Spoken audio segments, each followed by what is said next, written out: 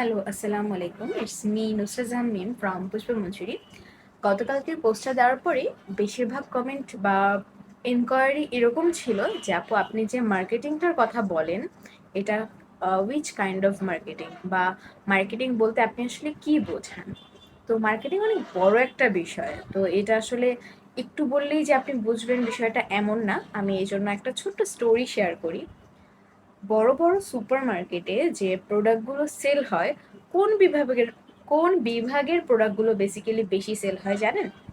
আপনার তেল দরকার তেলই কিনবেন, আটা দরকার আটাই কিনবেন, কিন্তু আপনি ঠিক সেই রোয়ের আটাই বা তেলই কিনবেন যেটা আপনার আয় বরাবর থাকে, মানে যেটা একদম চোখ বরাবর থাকে।